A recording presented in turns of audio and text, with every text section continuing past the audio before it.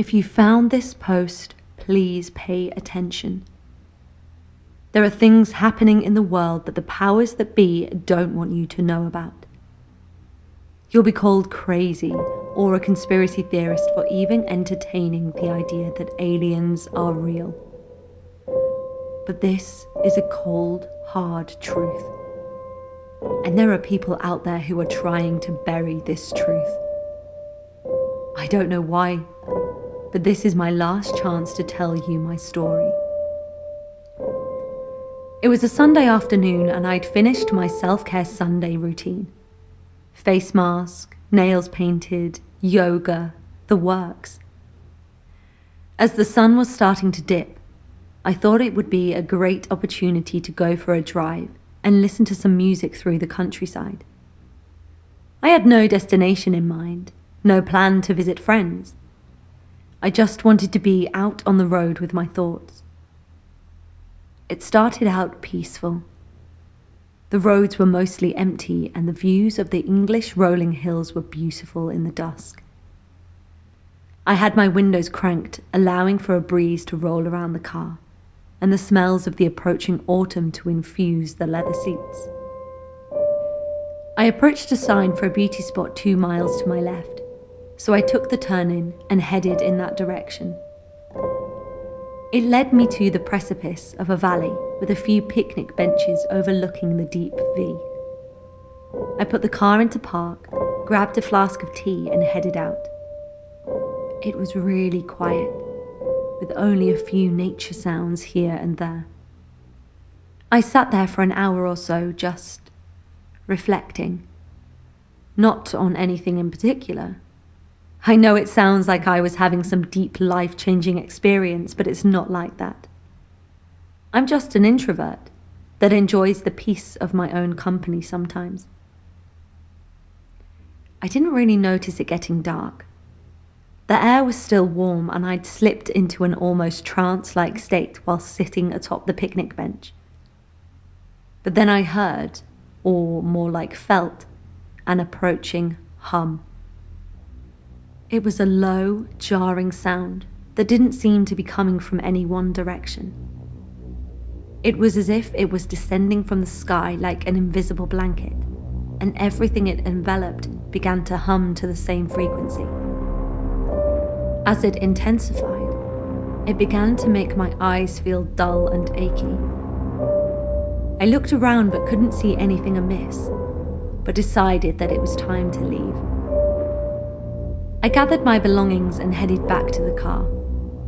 I turned the key, but the engine wouldn't start. I tried again. Nothing. I turned the key back to neutral and grabbed my phone to call my breakdown service, but I had no signal. Great. I was in the middle of nowhere with no phone and no means of transport. No one had come this way for the last hour, and as I'd been driving aimlessly, I had no idea where the nearest town or village would be. I got out of the car and climbed on the roof, hoping the extra meter height would give me some indication of life along the horizon. A cluster of lights within walking distance that I could head towards for help. But all was dark. This really was an untouched beauty spot. I sighed heavily and weighed up my options. I could walk and hope to hitchhike my way home, or I could sleep in the car and wait until morning. The hum was making my head feel fuzzy, and it was hard to think straight. Well, it looks like I should make myself comfortable in the car then. As I bent down in preparation for my dismount from the roof, I saw a white light blinking on the horizon. Then another 2 either side of it. It was gradually getting brighter, as if it were coming closer to me. Immediately, I threw my arms in the air and began waving to get the owner of the light's attention. The lights flashed once, twice, 3 times. Elated at the good fortune of being rescued, I jumped down and opened the door to retrieve my belongings. When I re-emerged, the lights were really bright now. A truck, perhaps. But wait, where were they coming from? There was no road in that direction, was there? But still they kept approaching. And they seemed a little too high to be headlights. A sickly feeling started to grow in the pit of my stomach. The hum was so loud now, it was making my eardrums hurt. The lights were blinding. Instinct kicked in and I turned and ran into a covering of trees about 50 meters from my car. I sprinted like my life depended on it. I ducked behind a tree and peered from behind it. And that's when I saw it. A huge spacecraft hovering in front of my car. It was a dark, shiny grey colour, with a flat, circular bottom and domed top. It was completely sleek, with no discernible doors or windows. There were 4 lights in total, spaced equally around the edges. The hum was radiating from the craft, low-frequency waves rippling through my body and vibrating my fingertips. It was as if the waves were scanning every fibre of my body. I knew they knew where I was. I knew it was pointless to run. I knew they were waiting to see what I would do. They were curious about me, whereas I was terrified of them. I slipped the phone from my back pocket and began to take a video. The craft was starting to descend towards the ground as if it were preparing to land, when I heard a huge whistling noise coming from the distance. It was another aircraft, 4 of them hurtling towards us at breakneck speed, the red and green lights on either side being unmistakably human.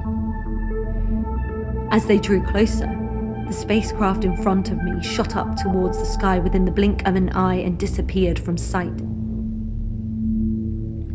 The 4 Earthcrafts continued past me and into the night. The hum was gone.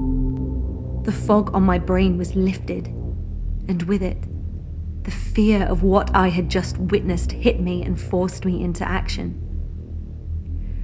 I sprinted back to my car and plunged the keys into the ignition, praying that the car would start. It did. I let out a cry of relief and hurtled away from the scene. I told no one about what I'd witnessed. I hadn't even checked the footage back on my phone to see if I'd actually caught it on camera. I couldn't decide if I wanted to yell from the rooftops that aliens were real, or if I just wanted to forget the whole thing and pretend it never happened. I didn't really get the chance to make that decision for myself. You see, I noticed people following me, staring at me, watching me. They'd be at a red light next to me, looking into my car, sat on the table opposite me in a coffee shop, and standing under a street lamp, looking into my home. This story is my decision. I've decided to tell you in hopes that you tell someone else. I'm not sure what they're going to do to me, whether this story will even reach anybody. But if it has, please share it far and wide. You need to know the truth. You need to know that they're real. And you need to know that they are already here.